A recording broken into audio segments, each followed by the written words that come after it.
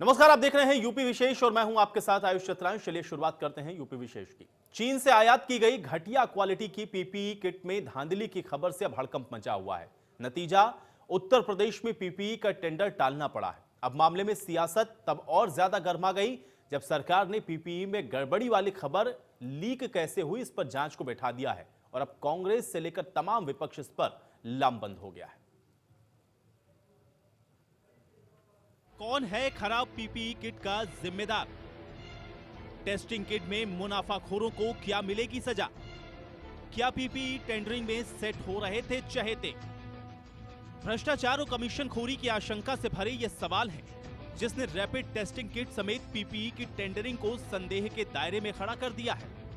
डॉक्टरों से लेकर राजनीतिक दलों तक ये सवाल उठ रहे हैं। डॉक्टरों ने चीन से आयातित पीपीई की गुणवत्ता पर सवाल उठाए तो विपक्ष इसकी खरीदारी में मुनाफाखोरी की सुगबुगाहट पर लामबंद है। दरअसल नकली जांच किट से जुड़ी खबर जब लीक हुई तो प्रदेश सरकार ने खबर कैसे लीक हुई इस पर जांच बैठा दी और इस जांच की जिम्मेदारी एसटीएफ को सौंपी गई। लेकिन इस जांच पर प्रियंका गांधी ने मोर्चा खोल दिया और इस मामले में भ्रष्टाचार के आरोप लगा डाले। प्रियंका गांधी ने ट्वीट करके कहा है कि यूपी के सारे मेडिकल कॉलेज में खराब पीपीई किट दी गई थी। ये तो अच्छा हुआ कि सही समय पर वो पकड़ में आ गईं, वापस हो गईं और हमारे योद्धा डॉक्टरों की सुरक्षा से खिलवाड़ नहीं हुआ। लेकिन हैरानी की बात तो यह है कि यूपी सरकार को यह घोटाला परेशान नहीं कर रहा, बल्कि ये परेशान कर रहा है कि खराब किट की खबर बाहर कैसे आ गई। ये तो अच्छा हुआ कि खबर बाहर आ गई, वरना खराब किट का मामला पकड़ा ही नहीं जाता और ऐसे ही रफा दफा हो जाता। क्या दोषियों पर कार्रवाई होगी? इस पूरे प्रकरण ने यूपी मेडिकल कॉर्पोरेशन को भ्रष्टाचार के दायरे में लाकर खड़ा कर दिया है, क्योंकि पीपीई किट में खराबी के साथ साथ इसकी टेंडरिंग में भी बंदरबाट की खबर सामने आई है। नतीजा, टेंडर की डेट अब बढ़ा दी गई है।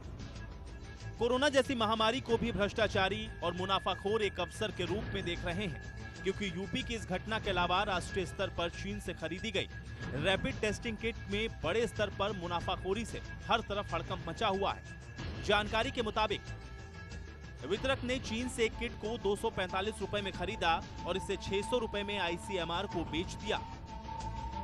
इस सौदे में मुनाफा 145% का था, जबकि मुनाफे की सीमा 60% से ज्यादा नहीं होनी चाहिए। ये मामला तब उजागर हुआ जब वितरक और आयातक के बीच मुकदमेबाजी हो गई और दोनों दिल्ली के हाई कोर्ट चले गए। इस मुकदमेबाजी के दौरान ही ये चौंकाने वाला खुलासा हुआ। इस खुलासे पर कांग्रेस के पूर्व अध्यक्ष राहुल गांधी तुरंत हमलावर हुए और उन्होंने केंद्र सरकार को कटघरे में खड़ा कर दिया। राहुल गांधी ने ट्वीट करके कहा, जब समूचा देश कोविड-19 जैसी आपदा से लड़ रहा है, भी कुछ लोग अनुचित मुनाफा कमाने से नहीं चूकते। इस भ्रष्ट मानसिकता पे शर्माती है, घिनाती है। हम पीएम से मांग करते हैं कि इन मुनाफाखोरों पर जल्द से जल्द कड़ी कार्रवाई हो। इन्हें देश कभी माफ नहीं करेगा। पीपीई किट की खराब गुणवत्ता, यूपी मेडिकल कॉर्पोरेशन का टेंडर टालना और टेस्टिंग किट में मुनाफाखोरी ने सबके कान खड़े कर दिए हैं। वैसे देश में महामारी और आपदा में भ्रष्टाचार का इतिहास पुराना है, लेकिन वर्तमान सरकार के भ्रष्टाचार विरोधी मुहिम के नीचे अगर किसी तरह की गड़बड़ी साबित होती है तो ये पूरे सिस्टम पर एक प्रश्न चिन्ह होगा। Bureau report, India news, Uttar Pradesh, Uttarakhand.